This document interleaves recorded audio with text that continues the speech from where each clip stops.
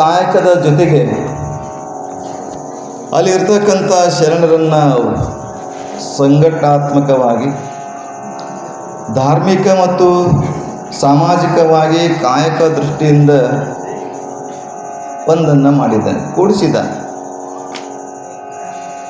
ಅಲ್ಲಿ ಅನೇಕರು ಕನ್ಯಾಕುಮಾರಿಯಿಂದ ಕಾಶ್ಮೀರದವರೆಗಿನ ಅನೇಕ ಶರಣರು ಅಲ್ಲಿಗೆ ಬಂದಿದ್ದಾರೆ. ಕಲ್ಯಾಣಕರೇ ಕನ್ಯಾಕುಮಾರಿಯಿಂದ ಕಾಶ್ಮೀರವರೆಗೆ ಬಂದಿದ್ದಾರೆ. ಅದರ ಮಲ್ಲಯ್ಯನ ಗುಡಿಯಾಗ ಪ್ರವಚನ ಆದತ್ತಂದ್ರೆ ಇಲ್ಲಿದ್ದಿಲ್ಲೇ ಬರೋಕ್ಕಾಗ್ತಾಯಿಲ್ಲ ನನಗೆ. ಇನ್ನು ಸ್ವಾಮಿಗಳು ಈಗ ಶುರು ಮಾಡ್ಯಾರ ನೋಡೋಣ ಅಂತೇಳಿ ಸಾವಕಾಶ ಬರ್ತಾ ಇರ್ತಾರೆ ಒಬ್ಬೊಬ್ರು. ಕಲ್ಯಾಣ ನಾಡಿಗೆ ಎಲ್ಲರೂ ಬಂದರು ದೂರ ದೂರ ದೇಶದಿಂದ. ಆದ್ರೆ ನಾವು ಮಲ್ಲಯ್ಯ ಇಲ್ಲೇ ಇದ್ದಾನೆ. ಇಲ್ಲಿರ್ತಕ್ಕಂಥ ಮಲ್ಲಯ್ಯನ ದರ್ಶನ ಶ್ರಾವಣ ತಿಂಗಳಾದರೂ ಇಡೀ ರಾಮೇಶ್ವರದಲ್ಲಿ ನಾವು ರಾಮ ಈಶ್ವರನ ಪೂಜೆ ಮಾಡಿರುವಂಥದ್ದು ನೋಡ್ತೀವಿ. ರಾಮಲಿಂಗ ಈಶ್ವರನ ಆರಾಧನೆಯನ್ನು ಮಾಡಿ ರಾವಣನ ಜೊತೆಗೆ ಹೋರಾಟ ಮಾಡಿ ಸೀತೆಯನ್ನು ಕರ್ಕೊಂಡು ಬಂದಿದ್ದಾನೆ. ರಾಮನೇ ಲಿಂಗ ಪೂಜೆಯನ್ನು ಮಾಡಿದ್ದಾನಂತಂದರೆ ನಾವೇನು ರಾಮ ಅಂತ ಅಲ್ಲ, ರಾಮ ನಾವಂತ ಆಗಕ್ಕಾಗಲ್ಲ. ಅಂಥ ರಾಮನ ಭಕ್ತರಾಗಿರ್ತಕ್ಕಂಥ ಜಯರಾಮ್ ಶ್ರೀರಾಮ್ ಅನ್ನುವಂಥವ್ರು ನಾವೆಲ್ಲ ಒಂದಿಷ್ಟು ಆ ಮಲ್ಲಯ್ಯ ಲಿಂಗ ರೂಪದಲ್ಲಿರ್ತಕ್ಕಂಥ ಮಲ್ಲಯ್ಯನ ಪೂಜೆ ಮಾಡಿದ್ರೆ ತಪ್ಪೇನದ? ಕಳ್ಕೊಂಡಿರ್ತಕ್ಕಂಥ ಸೀತೆಯನ್ನು ತಂದ, ಕಳ್ಕೊಂಡಿರ್ತಕ್ಕಂಥ ಅಧಿಕಾರವನ್ನು ಪಡೆದಿದ್ದಾನೆ. ನಾವು ಕೂಡ ಮಲ್ಲಯ್ಯ ಲಿಂಗ ರೂಪದಲ್ಲಿರ್ತಕ್ಕಂಥ ಮಲ್ಲಯ್ಯನ ಪೂಜೆ ಮಾಡೋದ್ರಿಂದ ನಾವು ಕಳ್ಕೊಂಡಿರ್ತಕ್ಕಂಥ ಸಂಪತ್ತನ್ನು ಮತ್ತೆ ಮರಳಿ ಪಡೆಯುವಂಥದ್ದಾಗ್ತದೆ. ಇವೆಲ್ಲ ಯಾಕೆ ಅಂತಂದರೆ ಇದೆಲ್ಲ ಚಿಂತನೆ ಮಾಡುವಂಥದ್ದು. ಪುರಾಣ ಪ್ರವಚನಗಳ ಮೂಲಕ ನಮಗೇನಾಗ್ತದೆ ಅಂತಂದರೆ ಇದೆಲ್ಲವನ್ನು ತಿಳಿಸಿ ಹೇಳುವಂಥದ್ದು.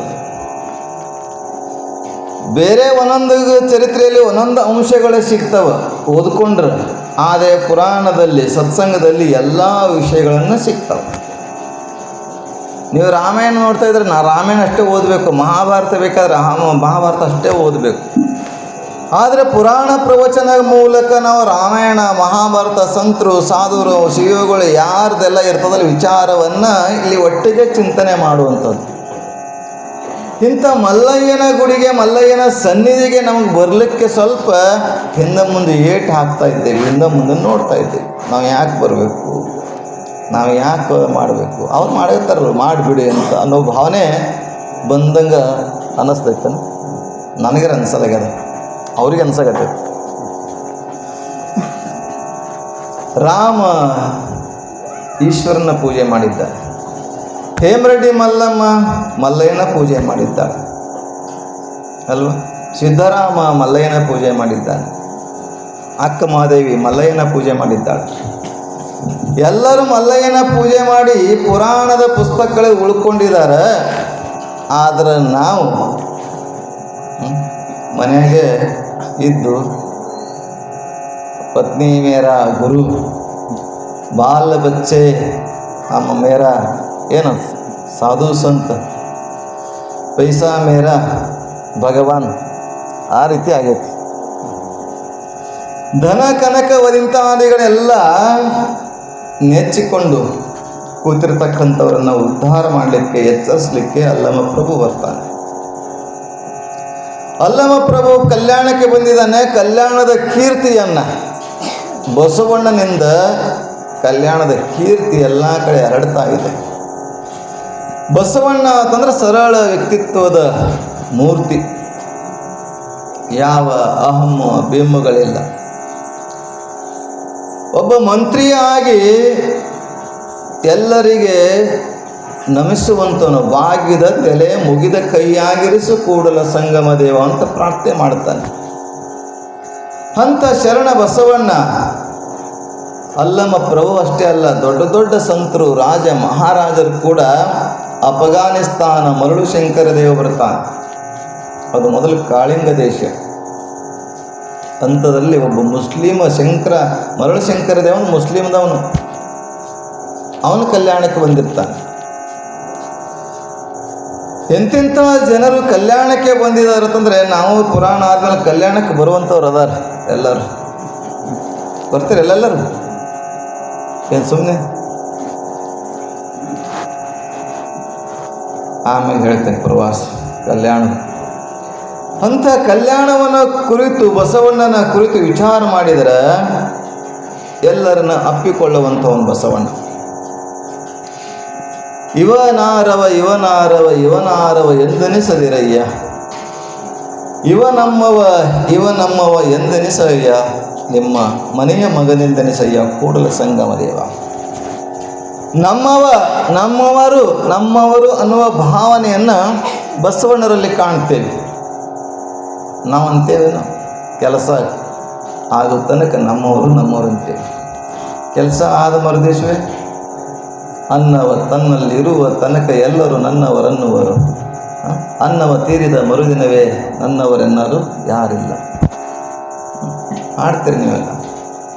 ಹಾಗೆ ಇದೆಲ್ಲ ಎಲ್ಲಿವರೆಗೆ ದುಡಿಯುವಂಥ ಶಕ್ತಿ, ಎಲ್ಲಿವರೆಗೆ ನಮ್ಮಲ್ಲಿ ಅಧಿಕಾರ ಇರ್ತದೋ ಆ ಅಧಿಕಾರದಿಂದ ಎಲ್ಲ ಇವರು ನಮ್ಮ ಸಂಬಂಧಿಕರಾಗಬೇಕು.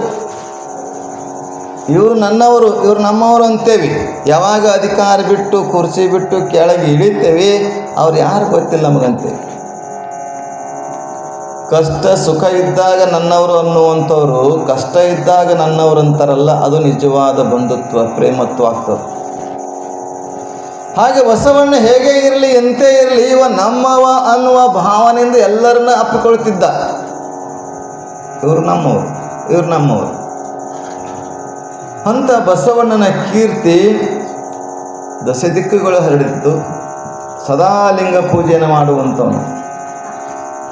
ಲಿಂಗಯ್ಯನ ಅಂಗೈಲಿ ಇಟ್ಕೊಂಡು ನೋಡ್ತಾ ನೋಡ್ತಾ ಹೊತ್ತಾರೆ ಎದ್ದು ಅಗ್ಗವಣಿ ಪತ್ರಿ ಪುಷ್ಪವ ತಂದು, ಹೊತ್ತು ಹೋಗದ ಮುನ್ನ ನಿನ್ನನ್ನು ಪೂಜಿಸುವೆ, ಹೊತ್ತು ಹೋದ ಬಳಿಕ ನಿನ್ನ ನಾರುವಲ್ಲರು, ಮೃತ್ಯು ಮುಟ್ಟದ ಮುನ್ನ ಪೂಜಿಸು ಕೂಡಲ ಸಂಗಮ ದೇವನ.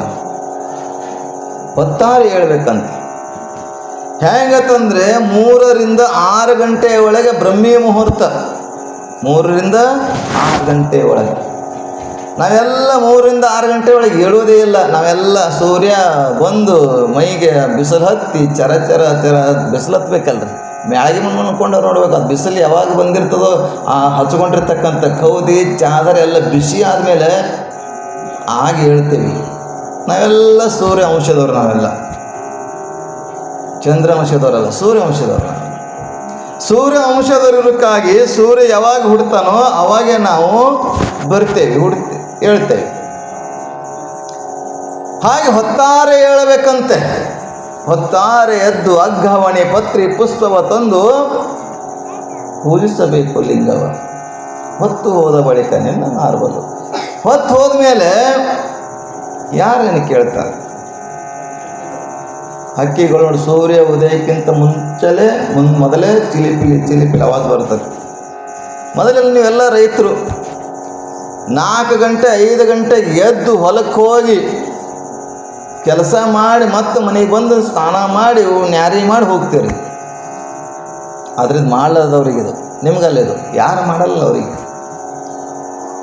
ಅದಕ್ಕಿಂತ ವಿಚಾರಧಾರೆಯನ್ನು ಇರ್ತಕ್ಕಂಥ ಬಸವಣ್ಣ ಸಂಪೂರ್ಣವಾಗಿ ಆ ಲಿಂಗದೇವನಿಗೆ ಅರ್ಪಿಸಿ ಶರಣಾಗತರಾದರು. ಜಗದಗಲಿರ್ತಕ್ಕಂಥ ಮುಗಿಲಗಲಿರುವಂಥ ನಿಮ್ಮಗಲಿರ್ತಕ್ಕಂಥ ಪರಮಾತ್ಮ ಎನ್ನ ಕರಸ್ಥಳಕ್ಕೆ ಬಂದೀಯಾ ಅಂಥದ್ದು ಇಟ್ಕೊಂಡು ಅದನ್ನು ಪೂಜೆ ಮಾಡ್ತಾ, ಎನ್ನ ವಾಮಕ್ಷೇಮ ನಿಮ್ಮದಯ್ಯ, ಎನ್ನ ಹಾನಿ ವೃದ್ಧಿ ನಿಮ್ಮದಯ್ಯ, ಎನ್ನ ಮಾನಾಪಮಾನ ನಿಮ್ಮದಯ್ಯ ಹೇಳ್ತೀರಿ ನೆಂದ ಹೇಳ್ಬೇಕಾದನ್ನು ಕುತ್ಕೊಂಡು, ಹೇ ದೇವ, ಹೇ ಚೆನ್ನ ಮಲ್ಲಿಕಾರ್ಜುನ, ಹೇ ಕೂಡಲ ಸಂಗಮ ದೇವ, ಹೇ ಲಿಂಗಯ್ಯ, ಹೇ ಮಲ್ಲಯ್ಯ, ನೀ ಇಲ್ಲ ನಾ ಇಲ್ಲ, ಏನು ನಡೀತಾ ಇದೆ ಎಲ್ಲ ನಿನ್ನಿಂದ, ಎಲ್ಲ ನಿನ್ನಿಂದ. ಸರಳ ಇರ್ತಕ್ಕಂಥ ಆ ಬಸವಣ್ಣ ಕಾಯಕ ಜೀವಿಯಾಗಿ ಮಂತ್ರಿ ಆದರೂ ಕೂಡ ಸಾಕಷ್ಟು ಅವನ ಕೈಯಾಗೆ ವ್ಯವಹಾರ ಇತ್ತು. ಆದರೆ ತನ್ನ ಕೆಲಸ ಇದ್ದಾಗ ಮಾತ್ರ ತಾನು ದುಡಿದಿರುವಂಥ ತನ್ನ ಪಗಾರದಲ್ಲಿಯೇ ಎಣ್ಣೆ ದೀಪವನ್ನು ಉರಿಸ್ತಾ ಇದ್ದ. ಅರಮನೆಯ ಕೆಲಸ ಇದ್ದರೆ ಅರಮನೆಯ ದೀಪವನ್ನು, ಎಣ್ಣೆಯ ದೀಪವನ್ನು ಉರಿಸ್ತಿದ್ದ. ನಮ್ಮಂತರ ಆದ್ರೆ ಅವನಿಗೇನು ಗೊತ್ತಾಗ್ತದೆ, ರಾಜಗೇನು ಬಂದು ನೋಡ್ತಾನೆ ಯಾವ ದೀಪ ಹಚ್ಚಿ ಅಂತೇಳಿ. ಹಾಗೆ ಸರಳವಾಗಿರ್ತಕ್ಕಂಥ ಶರಣ ಬಸವಣ್ಣ ಎಂಥ ಒಳ್ಳೆ ಕೆಲಸ ಮಾಡಿದ್ದಾನೆ. ಅದಕ್ಕೆ ಜಯ ಕಲ್ಯಾಣಕ್ಕೆ ಅದಕ್ಕೆ ಹೇಳಿದ್ದು, ಶರಣರು ಹಾಡಿದ್ದು. ಹಾಗೆ ಅಂಥ ಶರಣ ಕಳ್ಳತನ ಬಂದಾಗ ಎಷ್ಟು ವಿಚಾರ ಮಾಡಿದ. ಅವನ ಮನೆಗೆ ಒಬ್ಬ ಕಳ್ಳ ಬಂದಿರ್ತಾನೆ. ಯಾಕಂದರೆ ಮಂತ್ರಿ ಇದ್ದಾನೆ, ಸಂಪತ್ತಿದೆ, ಎಲ್ಲ ಆಭರಣಗಳಿದ್ದಾವೆ ಅಂತ ಕಳ್ಳತನ ಮಾಡಕ್ಕೆ ಬಂದಾಗ ಹೆಂಡತಿಯ ಕೊರಳಲ್ಲಿ ಬಂಗಾರದ ಚೈನ್ ಇತ್ತು, ತಾಳಿ ಇತ್ತು. ಅದನ್ನು ಕಸ್ಕೊಳ್ಬೇಕಂದ್ರೆ ಹೆಂಡತಿ ಅಯ್ಯೋ ಕಳ್ಳ ಕಳ್ಳ ಕಳ್ಳ ಅಂತ. ಆಗ ಬಸವಣ್ಣ ಅಂತಾನೆ, ಕಳ್ಳನ ಮನೆಗೊಬ್ಬ ಕಳ್ಳ ಬಂದರೆ ಕೂಡಲ ಸಂಗಮ ದೇವಲ್ಲದೆ ಮತ್ತಾರೂ ಅಲ್ಲ. ನಮ್ಮಯ್ಯನ ಕೈ ನೊಂದಿತ್ತು, ಎಲೆ ಚಾಂಡಾಲೆಗೆ ಇತ್ತಿ ಅಂತದು. ಚಾಂಡಾಲಿಗೆ ಇತ್ತಿ ಆಗತ್ತಾಗಿತ್ತದು. ಚಾಂಡಾಲಿಗೆ ಏನು ಕೊಡ್ತೀಯೇನು, ಶೂದ್ರಿಗೆ ಕೊಡ್ತೀಯೇನು, ಕೊಡು, ನಮ್ಮಯ್ಯನ ಕೈ ನೋವಾಗ್ತದ, ತೆಗೆದುಕೊಡು ಅಂತ ಹೆಂಡತಿಗೆ ಹೇಳ್ತಾನೆ. ಅಂಥ ಕಲ್ಯಾಣದಲ್ಲಿರ್ತಕ್ಕಂಥ ಸರಳವಾಗಿ ಆಕಳೆಲ್ಲ ಕದ್ಕೊಂಡು ಹೋದಾಗ ಕೂಡ ಹೇಳ್ತಾರೆ, ಅವನ ಮನೆ ಅರಮನೆ ಆಕಳೆಲ್ಲ ಕದ್ಕೊಂಡು ಒಯ್ದಿದ್ರು ಕಳ್ಳರು. ಆಗ ಬಸವಣ್ಣವರೇ ಆಕಳೆಲ್ಲ ಕದ್ಕೊಂಡು ಒಯ್ದಿದ್ದಾರೆ, ಏನು ಮಾಡೋಣ ತಂದಾಗ ಬಸವಣ್ಣ ಅಂತಾನೆ, ಆಕಳು ಕದ್ಕೊಂಡು ಒಯ್ದಾರೆ ಏನು, ಅವು ಕರುಗಳು ಪಾಪ ತಾಯಿಯನ್ನು ಕಳ್ಕೊಂಡಿರ್ತಕ್ಕಂಥ ಕರುಗಳು ಪರದೇಶ ಆಗಿದ್ದಾವೆ, ಅಂಬ ಅಂತ ಹಲಬ್ತಾ ಇದ್ದಾವೆ, ಆ ಕರುಗಳನ್ನು ಕೂಡ ಕೊಟ್ಟು ಬರ್ರಿ ಅಂತ ಹೇಳ್ತಾನೆ. ಕರುಗಳನ್ನು ಆಕಳಲ್ಲಿದ್ದಾವೋ ಅವರಿಗೆ ಬಿಟ್ಟು ಬರ್ರಿ, ಕೊಟ್ಟು ಬರ್ರಿ. ಇಂಥ ಸರಳ ವ್ಯಕ್ತಿತ್ವದ ಬಸವಣ್ಣನವರ ಕಲ್ಯಾಣವನ್ನು ನೋಡಲು ಅನೇಕರು ಬಂದಿದ್ದಾರೆ. ಅಂಥ ಕಲ್ಯಾಣವನ್ನು ಕುರಿತು ಅಲ್ಲಮ ಪ್ರಭು ಹೇಳ್ತಾನೆ, ಕಲ್ಯಾಣವೆಂಬ ಪ್ರಣತಿಯಲ್ಲಿ ಭಕ್ತಿ ರಸವೆಂಬ ತೈಲವ ನೆರೆದು. ಕಲ್ಯಾಣ ಎಂಬ ಪ್ರಣತಿ, ಆ ಪಣತಿಯಲ್ಲಿ ಭಕ್ತಿ ರಸವೆಂಬ ತೈಲವ ಎರಿಬೇಕು, ಹಾಕಬೇಕು. ಸುಮ್ಮನೆ ಕಲ್ಯಾಣಕ್ಕೆ ಹೋಗೋದಲ್ಲ, ಆ ಕಲ್ಯಾಣ ಎಂಬ ಪಣತೆ ಇದೆ, ಆ ಪಣತಿಯೊಳಗೆ ಭಕ್ತಿ ರಸ ಹಾಕಬೇಕಂತ. ಆಚಾರವೆಂಬ ಭಕ್ತಿಯಲ್ಲಿ ಬಸವಣ್ಣನೆಂಬ ಜ್ಯೋತಿಯ ಮುಟ್ಟಿಸಲು ತೊಳಗಿ ಬೆಳಗುತ್ತಿರ್ತಾರಯ್ಯ ಅಸಂಖ್ಯಾತ. ಇಲ್ಲಿ ಶಿವನ ಪ್ರಕಾಶ ಅಂತ ಹೇಳ್ತಾರೆ. ಅಸಂಖ್ಯಾತ ಪ್ರಮಥ ಗಣಗಳಂತ ಒಂದು ಕಡೆ ಇದೆ. ಇಲ್ಲಿ ಆಚಾರವೆಂಬ ಬತ್ತಿಯಲ್ಲಿ ಬಸವಣ್ಣನೆಂಬ ಜ್ಯೋತಿಯ ಮುಟ್ಟಿಸಲು ತೊಳಗಿ ಬೆಳಗುತ್ತಿರ್ದಯ್ಯ ಶಿವನ ಪ್ರಕಾಶ. ಆ ಕಲ್ಯಾಣದಲ್ಲಿ ಶಿವನ ಪ್ರಕಾಶ ಹೆಂಗೆ ಬೆಳಗ್ತಾ ಇತ್ತು ಅಂದರೆ, ಕಲ್ಯಾಣ ಎಂಬ ಪಣತಿಯಲ್ಲಿ ಭಕ್ತಿ ರಸವನ್ನು ಹಾಕಿದ್ದಾನೆ ಬಸವಣ್ಣ. ಅಂಥ ಬಸವಣ್ಣನ ಬೆಳಕು ಒಳಗ ಆಚಾರವೆಂಬ ಅದು ಬಸವಣ್ಣ ಭಕ್ತಿ. ಆಚಾರವೆಂಬ ತೈಲವ ಎರಿದಿರ್ತಕ್ಕಂಥ ಅಂದ್ರೆ ಆಚಾರ, ವಿಚಾರ, ಉಡುಗೆ ತೊಡುಗೆ, ನಡವಳಿಕೆ ಎಲ್ಲ ಇದೆಲ್ಲ ಕ್ರಿಯೆಯನ್ನು. ಅದಕ್ಕೆ ಸಿದ್ದರಾಮ ಬಸವಣ್ಣನ ಬಗ್ಗೆ ಬಹಳ ಚೆನ್ನಾಗಿ ಹೇಳಿದ್ದಾನೆ. ನಿಮ್ಮ ಹೆಸರಿಟ್ಟರೂ ಗುರು ಬಸವಣ್ಣನಯ್ಯ. ತಂದೆ ತಾಯಿ ಬಂಧು ಬಳಗ ಬಸವಣ್ಣನ ರೂಪದಲ್ಲಿ ಕಂಡಿರ್ತಕ್ಕಂಥವರೆಲ್ಲರೂ. ಬಸವಣ್ಣನೇ ತಂದೆ, ಬಸವಣ್ಣನೇ ತಾಯಿ, ಬಸವಣ್ಣನೇ ಪರಮ ಬಂಧು ಎನಗೆ ವಸುದೀಶ ಕಪಿಲ ಸಿದ್ಧ ಮಲ್ಲಿಕಾರ್ಜುನ, ನಿನ್ನ ಹೆಸರಿಟ್ಟರೂ ಗುರು ಬಸವಣ್ಣನಯ್ಯ. ಬಸವಣ್ಣನೇ ತಂದೆ ಅಂತ ಹೇಳಕ, ಆದರೆ ಬಸವಣ್ಣ ಅಪ್ಪ ನಮ್ಮ ಮಾದಾರ ಚೆನ್ನಯ್ಯ, ಬೊಪ್ಪ ನಮ್ಮ ಡೋಹರ ಕಕ್ಕಯ್ಯ, ಎನ್ನಯ್ಯ ಚಿಕ್ಕಯ್ಯ, ಎನ್ನ ಏತಕ್ಕೆ ಕರಿಯರಿ ಕೂಡಲ ಸಂಗಯ್ಯ. ಅವ ಅಪ್ಪ ಬೇರೆ ಹೇಳ್ತಾನೆ, ಅಪ್ಪ ನಮ್ಮ ಬೊಪ್ಪಯ್ಯ ಮಾದಾರ ಚೆನ್ನಯ್ಯ ಅಂತ ಹೇಳುವಾಗ ಇವರು ಉಳಿದೆಲ್ಲ ಶರಣರು ಬಸವಣ್ಣನೇ ತಂದೆ ಬಸವಣ್ಣನೇ ತಾಯಿ ಅಂತ ಹೇಳ್ತಾರೆ. ಅಂಥ ಶಕ್ತಿಯನ್ನು ಕಂಡಿರ್ತಕ್ಕಂಥವ್ರು. ಅಂಥ ಬಸವಣ್ಣ ಆಚಾರ್ಯ ಎಂಬ ಭಕ್ತಿಯಲ್ಲಿ ಬಸವಣ್ಣನೆಂಬ ತೈಲವನ್ನು ಮುಟ್ಟಿಸಲು ತೊಳಗಿ ಬೆಳಗುತ್ತಿರ್ದಯ್ಯ ಶಿವನ ಪ್ರಕಾಶ. ಆ ಬೆಳಗಿನೋಳು ಒಪ್ಪುತ್ತಿರ್ದರಯ್ಯ ಅಸಂಖ್ಯಾತ ಭಕ್ತ ಮಹಾಂಗಣಗಳು. ಆ ಬೆಳಕಿನಲ್ಲಿ ಅನೇಕರು ತಮ್ಮ ಉದ್ಧಾರ ಆಗ್ತಾ ಇದ್ದಾರೆ. ಆ ಬೆಳಕಿನಲ್ಲಿ ಅಸಂಖ್ಯಾತ ಮಹಾಭಕ್ತ ಜನಗಳು ಬೆಳಗ್ತಾ ಇದ್ದಾರಂತೆ. ಶಿವಭಕ್ತ ನಿರ್ದ ಕ್ಷೇತ್ರ ಅವಿಮುಕ್ತ ಕ್ಷೇತ್ರ ಎಂಬುದು ಹುಸಿಯೇ. ಎಲ್ಲಿ ಶಿವಭಕ್ತರು ಇರ್ತಾರೋ ಅದೇ ಮುಕ್ತಿ ಕ್ಷೇತ್ರ. ನಡೆ ಹೇಳ್ತಾರೆ, ಹರಿವ ನದಿ ಎತ್ತಣ ತೀರ್ಥ. ಹರಿವ ನದಿ ಸತ್ಯವಂತರ ಸಂಘವಿರಲು ತೀರ್ಥವೇತಕ್ಕೆ, ನಿತ್ಯ ಜ್ಞಾನಿ ಆದ ಮೇಲೆ ಚಿಂತೆ ಏತಕ್ಕೆ ಅಂತ ಹಾಡಿದರು. ಸತ್ಯವಂತರು ಎಲ್ಲಿರ್ತಾರೋ, ನಿತ್ಯವಂತರೆಲ್ಲಿರ್ತಾರೋ, ಧರ್ಮವಂತರೆಲ್ಲಿರ್ತಾರೋ, ಭಕ್ತರೆಲ್ಲಿರ್ತಾರೋ ಅದೇ ಅವಿಮುಕ್ತ ಕ್ಷೇತ್ರ. ಶಿವಭಕ್ತ ನಿರ್ದ ದೇಶ ಪಾವನವೆಂಬುದು ಹುಷಿಯೇ. ಶಿವಭಕ್ತ ಇರ್ತಕ್ಕಂಥ ದೇಶ ಪಾವನ ಕ್ಷೇತ್ರ, ಪುಣ್ಯಕ್ಷೇತ್ರ. ಇವತ್ತೆಲ್ಲ ಕ್ಷೇತ್ರಗಳು ನೋಡ್ತೀರಿ. ಗುಡ್ಡಾಪುರದಲ್ಲಿ ದಾನಮ್ಮ ದೇವಿ ಇರೋದ್ರಿಂದ ಅದು ಪುಣ್ಯಕ್ಷೇತ್ರವಾಯಿತು. ಪುಣ್ಯಕ್ಷೇತ್ರಕ್ಕೆ ಆಕೆ ಒಬ್ಬ ಶರಣೆ. ಹಾಗೆ ಕಲ್ಯಾಣದಲ್ಲಿ ಬಸವಣ್ಣ, ಕಲಬುರಗಿಯಲ್ಲಿ ಶರಣಬಸವೇಶ್ವರರ, ಕಡ್ಕೋಳದಲ್ಲಿ ಮಡಿವಾಳಪ್ಪ, ಹುಬ್ಬಳ್ಳಿಯಲ್ಲಿ ಸಿದ್ಧಾರೂಢರು, ಗರಗದಲ್ಲಿ ಮಡಿವಾಳ, ನವಲಗುಂದದಲ್ಲಿ ನಾಗಲಿಂಗ, ಅವರಲ್ಲೇ ಇರುವುದರಿಂದಲೇ ಅವೆಲ್ಲ ಪಾವನ ಕ್ಷೇತ್ರ, ಪುಣ್ಯಕ್ಷೇತ್ರ ಅನ್ಸ್ಕೊಂಡಿದ್ದಾವೆ. ನಾವಿರೋ ಕ್ಷೇತ್ರ ಮನೆ ಅನ್ಸ್ಕೊಳ್ತೈತಿ. ಅವರಿರುವಂಥ ಸ್ಥಳ ಪುಣ್ಯಕ್ಷೇತ್ರ, ಪಾವನ ಕ್ಷೇತ್ರ. ನಾವಿರುವಂಥ ಮನೆ, ನಾವು ಕ್ಷೇತ್ರ ಅವಿಮುಕ್ತ ಕ್ಷೇತ್ರ ಆಗೋಕ್ಕಾಗಲ್ಲ. ತಿಂತನಿ ಮೌನೇಶ್ವರರು ಕೂಡ ನೀವು ನೋಡ್ತೇವೆ. ತಿಂತನಿಗೆ ಹೋಗಿರಿ ನೀವೆಲ್ಲ, ಒಂದು ಸಲ ನೋಡ್ರಿ. ಅದ್ಭುತವಾಗಿರ್ತಕ್ಕಂಥ ಕ್ಷೇತ್ರ. ಶಬ್ದ ನದಿ ದೂರ ಹೋದರೆ ಶಬ್ದ ಮಾಡ್ತದೆ. ಗುಡಿ ಪಕ್ಕದಾಗ ನದಿ ಹರಿತದೆ, ಶಬ್ದ ಮಾಡಂಗಿಲ್ಲ. ಅದು ಮೌನೇಶ ಹೇಳಿದ್ದ.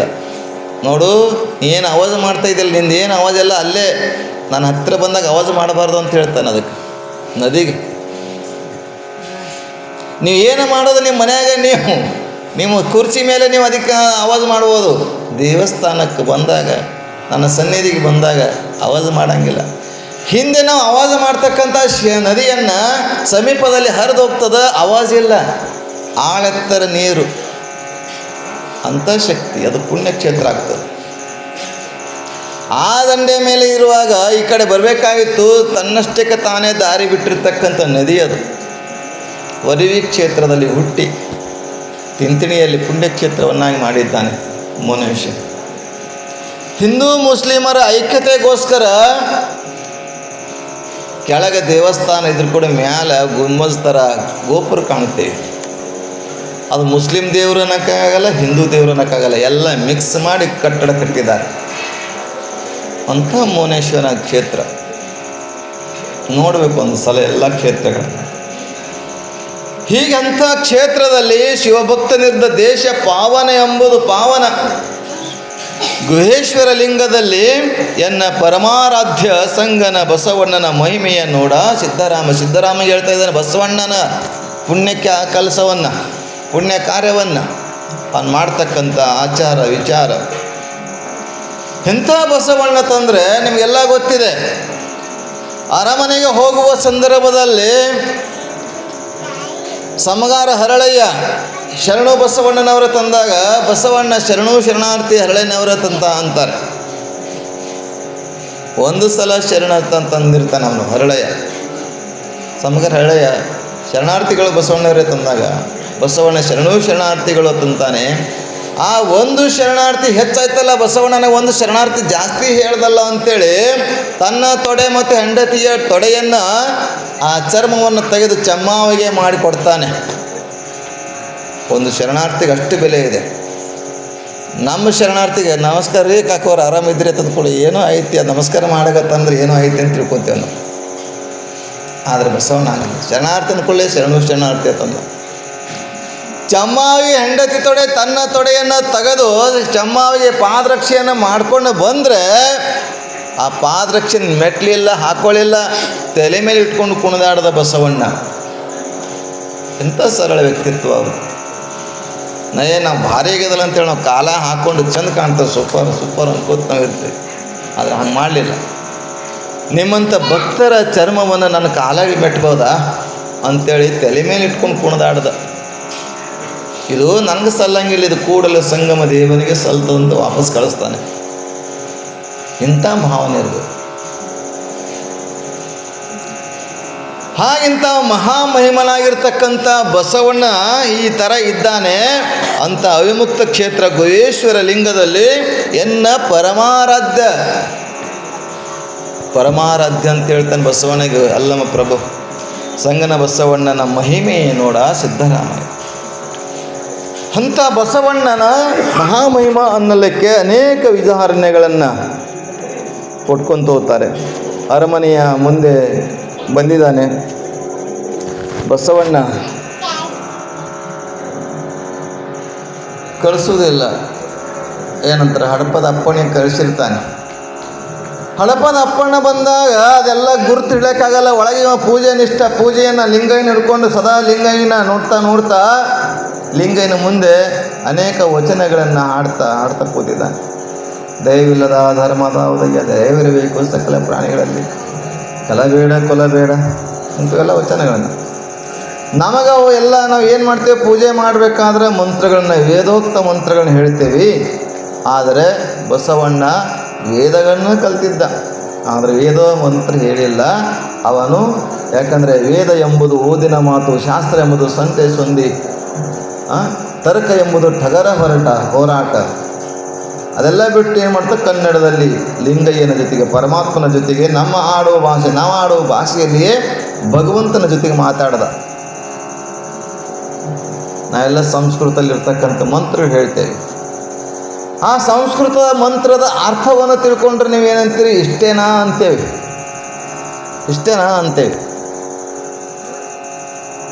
ಈಗ ಗಾಯತ್ರಿ ಮಂತ್ರ ತಿಳ್ಕೊಳ್ಳಿ. ಭೂರ್ಭುವಸ್ವಃ ತತ್ಸವಿತುರ್ವರೆಣ್ಯಂ ಭರ್ಗೋ ದೇವಸ್ಯ ಧೀಮಹಿ ಧಿಯೋ ಯೋ ನ ಪ್ರಚೋದಯಾತ್. ಏನದ ಅರ್ಥ? ನಿಮಗೇನಂತದ ಮಂತ್ರ, ಸಂಸ್ಕೃತದ ಮಂತ್ರ ಅಂತೀರಿ ನಾವೆಲ್ಲ. ಅದು ಭೂಭುವ ಸ್ವಃ ಜನ ತಪ ಮಹಾ ಸತ್ಯ ಲೋಕಗಳ ಮೇಲಿದ್ದಾವೆ. ಈ 7 ಲೋಕ, ಕೆಳಗೆ 7 ಲೋಕ ಏನಂದ್ರೆ ಅತಳ ವಿತಳ ಸುತಳ ಪಾತಾಳ ತಳಾತಳ ರಸಾತಳ ಅಂತ ಕೆಳಗೆ 7 ಲೋಕ. ಈ 14 ಲೋಕಕ್ಕೆ ಒಡೆಯನಾಗಿರ್ತಕ್ಕಂಥ ಬೆಳಕನ್ನು, ಶಕ್ತಿಯನ್ನು ನೀಡ್ತಕ್ಕಂಥ ಸೂರ್ಯದೇವನೇ ಆ ಶಕ್ತಿಯು ನನಗೂ ಕೊಡು ಅಂತ ಕೇಳ್ಕೊಂಡಂಗೆ. ಅದು ಮಂತ್ರದ ಅರ್ಥ. ನಮ್ಗೆ ಅನಿಸ್ತದೆ ಇಟ್ಟೇನಾ ಅನ್ನಿಸ್ತದೆ. ಓಂ ನಮಃ ಶಿವಾಯ ಮಂತ್ರ ಅಂತೇವೆ. ಓಂ ಅಂದರೆ ಅ ಉ ಮಗಳು ಕೂಡಿ ಓಂ ಆಗೈತಿ. ನಮ ಅಂದರೆ ನಮಸ್ಕಾರ, ಶಿವಾಯ ಅಂದರೆ ಶಿವನಿಗೆ ಅಂತ. ಓಂಕಾರ ರೂಪನಾದ ಶಿವನಿಗೆ ನನ್ನ ನಮಸ್ಕಾರ ಅಂತ ಅರ್ಥ. ಅದು ಹೆಂಗೆ ಮಂತ್ರ ಆಗ್ತದಂತ ವಿಚಾರದಲ್ಲಿ ನಾವು ಇರ್ತೇವೆ. ಆದರೆ ಬಸವಣ್ಣ ಏನೂ ಅಲ್ಲಿಲ್ಲ. ಅದು ಲಿಂಗಿನ ಜೊತೆಗೆ ನಾವು ಆಡುವ ಭಾಷೆಯಲ್ಲಿ ನಾವು ಹೆಂಗೆ ಮಾತಾಡ್ತೀವಲ್ಲ ಹಾಗೆ ದೇವರ ಜೊತೆಗೆ ಮಾತನಾಡಿದ. ಆದರೆ ನಾವು ಸಂಸ್ಕೃತಗಳನ್ನು ಹೇಳಿ ಸಂಸ್ಕೃತವನ್ನು ನಮ್ಗೆ ಯಾರೂ ತಿಳಿಯಂಗಿಲ್ಲ. ತಿಳಿಯದ ಭಾಷೆಯಲ್ಲಿರ್ತಕ್ಕಂಥದ್ದು ಯಾಕೆ ನಾವು ಹೇಳಬೇಕು, ತಿಳಿಯುವ ಭಾಷೆಯಲ್ಲಿ ಹೇಳೋಣ ಅಂತೇಳಿ ಬಸವಣ್ಣ ಅದು ಲಿಂಗಯ್ಯನ ಮುಂದೆ ಕೂತ್ಕೊಂಡಿದ್ದ. ಅಲ್ಲಮ ಪ್ರಭು ಸಿದ್ದರಾಮ ಬಂದಿದ್ದ. ಆಗ ಅಲ್ಲಮ ಪ್ರಭು ಒಂದು ವಚನ ಹೇಳ್ತಾರೆ ಚನ್ನಬಸವಣ್ಣವರು ಅಲ್ಲಮ ಪ್ರಭುವಿನ ಕುರಿತು. ಅಂಗದ ಮೇಲೆ ಲಿಂಗವುಳ್ಳದ್ದೆಲ್ಲ ಸಂಗಮನಾಥನೆಂದು ನಂಬಿದ ನಂಬಿಕೆಯ ಬಂದ ಶರಣರ ನಿಲುವ ನೆರೆಯದಿದ್ದರೆ ತಪ್ಪಿತ್ತು ನೋಡ. ನೀನು ಅಂಗದ ಮೇಲೆ ಲಿಂಗ ಕಟ್ಕೊಂಡಿಯಲ್ಲ, ಅದು ಸಂಗನ ಶರಣರೇ. ಆ ಶರಣರು ನಿಮ್ಗೆ ಗೊತ್ತದ. ಒಬ್ಬ ಭಕ್ತ ಇವತ್ತು ನಿಮಗೆಲ್ಲ ಗೊತ್ತಿರುವಂಗೆ ನಾವು ಸಾಮಾನ್ಯವಾಗಿ ಭೂಮಿ ದೊಡ್ಡದು ಅಂತ ಹೇಳ್ತೀವಿ. ಭೂಮಿ ದೊಡ್ಡದಂತಂದರೆ ಭೂಮಿಗಿಂತಲೂ ನೀರು ದೊಡ್ಡದಾಗ್ತದೆ, ನೀರಿನಕ್ಕಿಂತ ಭೂಮಿ. ಯಾಕಂದ್ರೆ ಒಂದ್ರ ಮೇಲೆ ನೀರಲ್ಲಿ ಭೂಮಿ ಇದೆ, ಭೂಮಿಯಲ್ಲಿ ನೀರಿದೆ. ಆ ಭೂಮಿ ದೊಡ್ಡದಂತ ವಿಚಾರ ಮಾಡಿದರೆ ಆ ಭೂಮಿ ಹಾವಿನ ಹೆಡೆ ಮೇಲಿದೆ ಅಲ್ವಾ. ಹಾವಿನ ಹೆಡೆ ಹೊತ್ಕೊಂಡೈತೆ, ಭೂಮಿಯನ್ನು ಹೊತ್ಕೊಂಡಿದ್ದು ಸರ್ಪ. ಸರ್ಪವನ್ನು ಭೂಮಿ ಹೊತ್ಕೊಂಡು ನಿಂತೈತಿ. ಇದು ಪೌರಾಣಿಕ ಕಲ್ಪನೆ. ಸರ್ಪ ದೊಡ್ಡದು ಅಂತ ವಿಚಾರ ಮಾಡಿದ್ರೆ ಅದು ಪಾರ್ವತಿ ಕಿರು ಬೆರಳದಲ್ಲ, ಕಿರು ಬೆರಳೆ ಉಂಗುರ ಆಗ್ತದಂತ, ಉಂಗುರು. ಆಗ ಆ ಸರ್ಪವನ್ನೇ ಉಂಗುರನ್ನ ಮಾಡಿದ ಪಾರ್ವತಿ ದೊಡ್ಡವಳು ಅಂತ ವಿಚಾರ ಮಾಡಿದರೆ ಪಾರ್ವತಿ ದೊಡ್ಡವಳಲ್ಲ. ಯಾಕಂದರೆ ಪರಮೇಶ್ವರನ ಅರ್ಧಾಂಗಿ ಆಗಿದ್ದಾಳೆ, ಪರಮೇಶ್ವರನ ಹೆಂಡತಿ ಆಗ್ಯಾಳ. ಹಂಗೆ ಪರಮೇಶ್ವರನೇ ದೊಡ್ಡವ ಅಂತ ವಿಚಾರ ಮಾಡಿದರೆ ಪರಮೇಶ್ವರ ದೊಡ್ಡವಲ್ಲ. ಏಕೆಂದರೆ ಭಕ್ತರ ಹೃದಯದಲ್ಲಿ ವಾಸವಾಗಿದ್ದಾನೆ, ಅದಕ್ಕೆ ಭಕ್ತರೇ ದೊಡ್ಡದು ಅನ್ನುವಂಥದ್ದನ್ನು ಹೇಳ್ತಾರೆ ಶರಣರು. ಹಾಗಂತ ಭಕ್ತರೇ, ಶಿವಭಕ್ತರೇ, ದೈವ ಭಕ್ತರೇ ಮನೆಗೆ ಬಂದಿದ್ದಾರೆ ತಂದರೆ ಲಿಂಗ ಆ ಭಕ್ತ ಬೇರೆ ಅಲ್ಲ ಎನ್ನುವ ವಿಚಾರವನ್ನು ಹೇಳ್ತಾರೆ. ಅಂಗದ ಮೇಲೆ ಲಿಂಗವುಳ್ಳದ್ದೆಲ್ಲ ಸಂಗಮನಾಥನೆಂದು ನಂಬಿದ ನಂಬಿಕೆಯ ಬಂದ ಶರಣರು ನಿಲುವು ನೆರೆಯದಿದ್ದರೆ ತಪ್ಪಿತ್ತು ನೋಡ.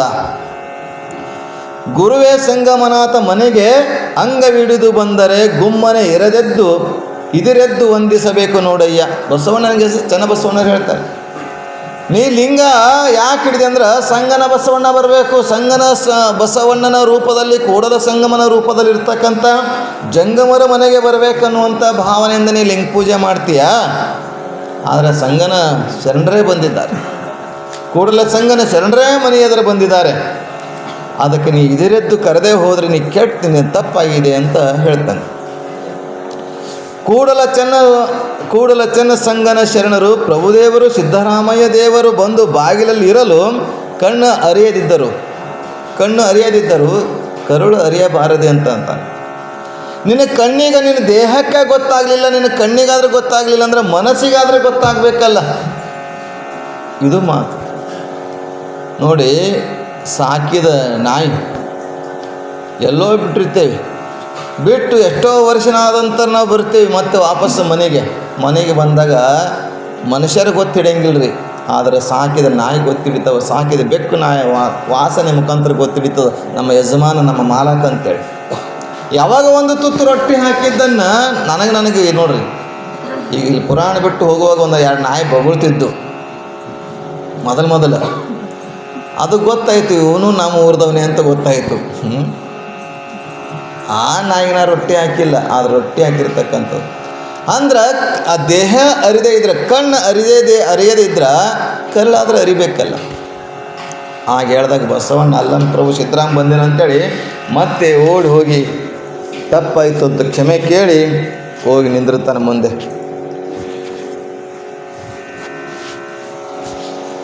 ಜಂಗಮವೇ ಅಲ್ಲಂ ಪ್ರಭು ಹೇಳ್ತಾರೆ, ಜಂಗಮವೇ ಹೊರಗಿರಲು ಲಿಂಗಾರ್ಚನೆ ಯಾವುದಯ್ಯ. ಗುರುಗಳೇ ಹೊರಗೆ ನಿಂತಿದ್ದಾರೆ, ಜಂಗಮರೇ ಹೊರಗೆ ನಿಂತಿದ್ದಾರೆ. ಜಂಗಮ ಗುರು ಅನ್ನೋ ನಮ್ಮಲ್ಲಿ ಈ ವೀರಶೈವ ಲಿಂಗಾಯತ ಧರ್ಮದಲ್ಲಿ ಅತ್ಯಂತ ಪ್ರಾಧಾನ್ಯತೆ ಮತ್ತು ಪ್ರಮುಖ ಪಾತ್ರ. ಅವರೇ ಹೊರಗಿರುವಾಗ ಲಿಂಗ ಪೂಜೆ ಏಕೆ ಮಾಡ್ತಪ್ಪ? ಜಂಗಮವೇ ಹೊರಗಿರಲು ಲಿಂಗಾರ್ಚನೆ ಯಾವುದಯ್ಯ. ಪ್ರಾಣವೇ ಹೊರಗಿರಿಸಿ ಎಡೆ ಮಾಡುವ ದೇಹ ಉಂಟೆ. ಪ್ರಾಣ ಇಲ್ಲತ್ತಂದ್ರೆ ಎಡೆಗೆ, ಈ ದೇಹಕ್ಕೆ ಜೀವದ ಇರ್ತೈತೇನು? ಎಡೆ ಮಾಡ್ತೇನೋ? ಇಲ್ಲ. ಒಳಗೆ ಪ್ರಾಣ ಇದ್ದಾಗ ನೀವು ಏನಾದರೂ ಹಾಕು ತಿಂತತಿ ದೇಹ. ಪ್ರಾಣನೇ ಆದ್ರೂ ದೇಹ ಬಿಟ್ಟು ಹೊರಗೆ ಬಂದ್ರಾಗ ದೇಹಕ್ಕೆ ಏನು ಉಪಯೋಗ ಇದೆ? ಅಂದರೆ ಲಿಂಗದ ಜೀವಕಳೆ, ಲಿಂಗದ ಪ್ರಾಣ ಅಂತಂದ್ರೆ ಜಂಗಮ. ಅಂತಹ ಜಂಗಮನನ್ನು ಹೊರಗಿಟ್ಟು ನೀನು ಒಳಗೆ ಲಿಂಗ ಪೂಜೆ ಮಾಡ್ತೀಯಲ್ಲ. ಶರಣರು ಬಂದು ಬಾಗಿಲಲ್ಲಿ ನಿಂದಿರಲು ತನ್ನ ಮರೆದವರ ಕಂಡರೆ ನಮ್ಮ ಗುಹೇಶ್ವರ ಲಿಂಗ ಒಲಿಯುವುದಿಲ್ಲ. ಅದಕ್ಕೆ ಮೆಚ್ಚುವುದಿಲ್ಲ ಪರಮಾತ್ಮ. ಅಂಥ ಪರಮಾತ್ಮನ ಮೆಚ್ಚಬೇಕಾಗಿತ್ತಂದ್ರೆ ಲಿಂಗದ ಬಾಯಿ ಜಂಗಮ ಎಂದಬೇಕು. ಲಿಂಗದ ಬಾಯಿ ಜಂಗಮ ಎಂದು ಅಥವಾ ಗುರು ಎಂದು ಅವನಿಗೆ ಸೇವೆ ಮಾಡಬೇಕು ಅನ್ನುವಂಥದ್ದು. ಅದಕ್ಕೆ ಆ ಅನಂತ ಕಾಲ ತಪ್ಪಿಸಿದೆ ನೋಡ. ಜಂಗಮಾರಾಧನೆಯಲ್ಲಾಗಲಿ ಲಿಂಗದ ಆರಾಧನೆಯಾಗಲಿ ಎನ್ನ ತಪ್ಪು ಅನಂತ ಕೋಟಿ ಹೇಳ್ತಾನೆ ಬಸವಣ್ಣ. ಎನ್ನ ತಪ್ಪು ಅನಂತ ಕೋಟಿ. ಮತ್ತೆ ಎನ್ನ ಚಿತ್ತವು ಅತ್ತಿ ಹಣ್ಣು ನೋಡಯ್ಯ, ವಿಚಾರಿಸಿದೊಡೆ ಹುರುಳಿಲ್ಲವಯ್ಯ. ನನ್ನ ತಪ್ಪುಗಳದವಪ್ಪ, ಹೊಟ್ಟೆ ಹಾಕೊಂಡು ನೀನೇ ಕ್ಷಮೆ ಮಾಡಬೇಕು. ಹೀಗೆ ಅನಂತವಾಗಿ ಅಲ್ಲಿ ಬಸವಣ್ಣ ಅಲ್ಲಮ ಪ್ರಭು ಸಂವಾದ ನಡೀತಾ ಇರ್ತದೆ. ಅಂಥ ಬಸವಣ್ಣನವರ ಹತ್ತಿರ ಬಂದು ಏನ ಚಿತ್ತವು ಅತ್ತಿ ಹಣ್ಣು ನೋಡಯ್ಯ, ವಿಚಾರಿಸಿದಡೆ ಹುರುಳಿಲ್ಲವಯ್ಯ. ಪ್ರಪಂಚದಲ್ಲಿ ಒಂದೊಂದು ಒಂದು ರೂಹ ಮಾಡಿ ನೀವಿರಿಸಿದರಯ್ಯ. ನನ್ನ ಚಿತ್ತ ನಾನೆಲ್ಲ ಮಾಡ್ತಿರ್ಬೇಕು, ತಪ್ಪುಗಳಾಗ್ತವೆ. ತಪ್ಪುಗಳಾದಂಥ ನನ್ನನ್ನು ಕ್ಷಮೆ ಮಾಡಿ ನೀನು ಆಶೀರ್ವಾದ ಮಾಡಿ ನೀನು ಒಳಗೆ ಬರಬೇಕು ಅಂತ ಕೇಳ್ಕೊತಾನೆ ಬಸವಣ್ಣ. ಹಾಗೆ ಬಸವಣ್ಣ ಅಂಥ ಭಾವ ಭಕ್ತಿಯನ್ನು ಕಂಡು ಅಲ್ಲಮ ಪ್ರಭು ಬಹಳ ಖುಷಿಪಟ್ಟು ಸಂತೋಷಪಟ್ಟು ಅಲ್ಲಿ ಇರ್ತಾನೆ, ಹಲವಾರು ದಿವಸಗಳು ಇರ್ತಾನೆ. ಅಲ್ಲಿಗೆ ಆ ಶರಣರ ನಾಡಿನಲ್ಲಿ ಮರುಳು ಶಂಕರ ದೇವ ಅಂತ ಬಂದಿರ್ತಾನೆ. ಮರುಳು ಶಂಕರ ದೇವ ನಿಮಗೆ ತಿಳಿದಂತೆ, ನಿಮಗೆ ಹೇಳಿದಂತೆ ಅಫ್ಘಾನಿಸ್ತಾನದವ. ಎಲ್ಲಿ ಅವನು? ಅಫ್ಘಾನಿಸ್ತಾನ. ಅದು ಮೊದಲು ಕಳಿಂಗ ದೇಶ ಅಂತ ಕರಿತಿದ್ರು ಅದಕ್ಕೆ. ಆ ಕಳಿಂಗ ದೇಶದ ಸಮೀಪದಲ್ಲಿರ್ತಕ್ಕಂಥ ಕಣ್ಣುತ್ತೂರ ಗ್ರಾಮದಲ್ಲಿ ಬರ್ಬರ ದೇಶವನ್ನು ಆಳಿದವಂಥವನು. ಆತನ ಹತ್ತಿರದಲ್ಲಿರ್ತಕ್ಕಂಥ ವಿರಕ್ತನಾಗಿದ್ದ ನೈಸರ ಅಂತ ಭಕ್ತ, ವಿರಕ್ತವನು. ಆ ರಾಜ್ಯದಲ್ಲಿ ಸೇವೆಯನ್ನು ಮಾಡಿಕೊಂಡಿದ್ದ. ಅಲ್ಲಿಂದ ಅಫ್ಘಾನಿಸ್ತಾನದಿಂದ ಇಲ್ಲಿವರೆಗೆ ಬರಬೇಕಾಗಿತ್ತು ಅಂದರೆ ಬಸವಣ್ಣನ ಕೀರ್ತಿ, ಅವನ ಕಾಯಕ, ಅವನ ಪ್ರಸಾದದ ಮಹಿಮೆ ಅರಿತು ಬಂದಿದ್ದ. ನಿಮಗೆಲ್ಲ ಗೊತ್ತಿದೆ, ಮಾದಾರ ಚೆನ್ನಯ್ಯನ ಮನೆಯ ಪ್ರಸಾದದಿಂದ ಚೆನ್ನಬಸವನ ಹುಟ್ಟಿದ್ದ. ನಡೆ ಚೆನ್ನ, ನುಡಿ ಚೆನ್ನ, ಪ್ರಮಥರೊಳಗೆ ಚೆನ್ನ, ಪುರಾತನರೊಳಗೆ ಚೆನ್ನ. ಚೆನ್ನಯ್ಯನ ಬಗ್ಗೆ ಬಹಳ ಚೆನ್ನಾಗಿ ಹೇಳಿದ್ದಾರೆ ಬಸವಣ್ಣವರು. ಅವನು ನೋಡೋಕ್ಕೆ ಚೆನ್ನಾಗಿದ್ದಾನೆ. ಮಾದಾರ ಚೆನ್ನ ಇದ್ದರೂ ಕೂಡ ಆ ಶಬ್ದ ಅಡ್ಡ ಹೆಸರೇನಿದೆಯಲ್ಲ, ಚೆನ್ನಯ್ಯ ಹೇಗಿದೆ ಅಂದರೆ ನಡೆ ಚೆನ್ನ, ನುಡಿ ಚೆನ್ನ ತಂದು. ಅಂಥ ಚೆನ್ನಯ್ಯನ ಪ್ರಸಾದಕ್ಕೆ ಕರೆದಾಗ ಬಸವಣ್ಣ, ಇಲ್ಲ ಅರಮನೆ ಕೆಲಸ ಇದೆ, ವಾಪಸ್ ಹೋಗುವಾಗ ಬರ್ತೀನಿ ಅಂತಾನೆ. ಆದರೆ ಸಮಯ ಆಗಿತ್ತು, ಪ್ರಸಾದದ ಸಮಯ ಮೀರಿ ಹೋಗಿತ್ತು. 12 ವರ್ಷ ಕಾಯ್ತಾನೆ ಆ ಮಾದಾರ ಚೆನ್ನಯ್ಯನ ಮನೆಯ ಪ್ರಸಾದಗೋಸ್ಕರ. ನಾವು ಅದಕ್ಕೆಂತೇವೆ, ಯಾರಾದರೂ ಮನೆಯೊಳಗೆ ಊಟ ಮಾಡೋಗೋ ಅಂತ ಹೇಳ್ತಾರಲ್ಲ, ತಕ್ಷಣ ಒಲ್ಲನ್ಬಾರ್ದು. ಊಟ ಮಾಡಿ ಹೋದ್ರಂದ್ರೆ ನಮ್ಮ ಮುಂದೆ ಅನ್ನ ಸಿಗ್ತೈತಿ. ನನಗೆ ಅದು ಆಗ್ಯದ ಅನುಭವ. ಯಾರಾದರೂ ನಾವು ಊರಿಗೆ ಹೋಗುವಾಗ ಸ್ವಲ್ಪ ಇದ್ದು ಪ್ರಸಾದ ಮಾಡ್ಕೊಂಡು ಹೋರಿ ಅಂತಾರಲ್ಲ, ಹಾಗೆ ಹೋದ್ರೆ ಅವತ್ತು ಊಟನೇ ಸಿಗೋಂಗಿಲ್ಲ ನನಗೆ, ಉಪವಾಸ ಬರ್ಬೇಕು ನಾವು.